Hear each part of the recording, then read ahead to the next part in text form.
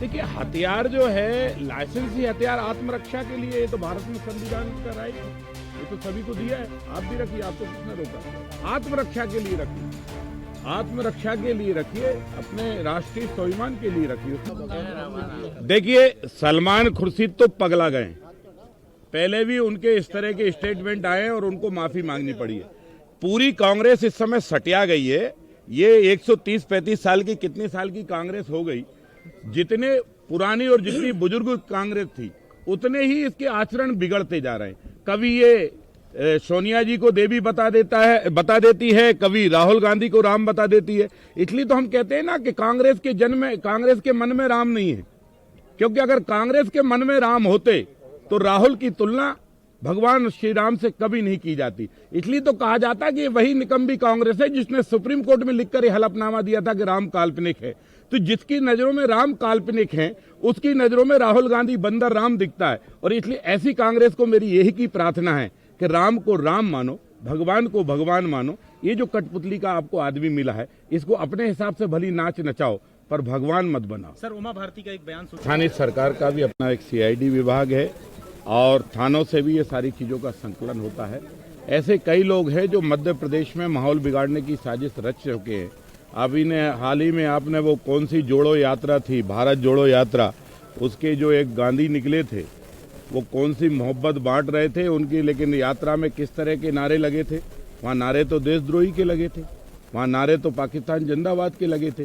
तो ऐसे नारे लगाने वाले लोग जब कहीं कोई चीखेंगे, चिल्लाएंगे, तो स्वाभाविक है कि राष्ट्रभक्तों की तरफ से भी कोई ना कोई, तो इसलिए सतर्कता बरतना ये सरकार का पहला कर्तव्य होता है। और उसी निर्देश में मध्य प्रदेश सरकार ने सभी जिला कलेक्टर, सभी पुलिस अधीक्षकों को इस तरह के निर्देश दिए हैं। मैं समझता हूं ये तो सुरक्षा की दृष्टि से जरूरी भी है और आवश्यक भी है। और जो इस तरह के मंसूबे रखते हैं उनको कुचलना भी चाहिए, क्योंकि मामा का भी बिल्डोजर लगातार चल ही रहा है ना।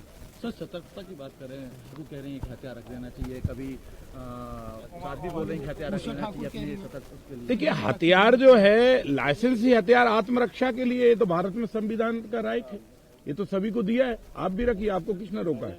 आत्मरक्षा के लिए रखिए, आत्मरक्षा के लिए रखिए, अपने राष्ट्रीय स्वाभिमान के लिए रखिए। उसमें क्या है?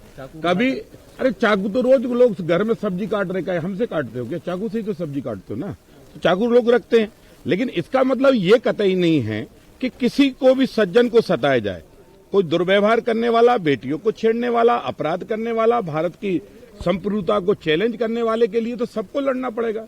भगत सिंह जी भी तो इसी बात के लिए लड़े, चंद्रशेखर आजाद भी तो इसी बात के लिए लड़े, राम प्रसाद बिस्मिल भी खुद इसी बात के लिए लड़े, खुदीराम बोस भी तो इसी बात के लिए लड़े। जो भारत की संप्रभुता को चैलेंज करेगा उससे आज नहीं तो कल युद्ध होगा। ऐसे लोगों को आपका मैसेज, आपका संदेश जो ऐसे लोगों को मेरी हाथ जोड़कर प्रार्थना है कि बाबा साहब अंबेडकर का संविधान पढ़ो, राष्ट्र के हितों को सर्वोपरि मानो, राष्ट्र हित को और अपने हित को नीचे दबा कर रखो, राष्ट्र हित को ऊपर बढ़ाकर रखो।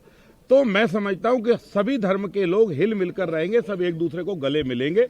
अगर जो अपने हितों को राष्ट्र से ऊपर मानेगा तो ना वो बाबा साहब अंबेडकर का संविधान स्वीकार करेगा, ना मध्य प्रदेश सरकार स्वीकार करेगी, ना भारत स्वीकार करेगी, ना रामेश्वर शर्मा स्वीकार। हमसे जुड़े रहने के लिए हमारे YouTube चैनल को सब्सक्राइब करें और नई वीडियो की नोटिफिकेशन के लिए बेल आइकॉन को दबाएं।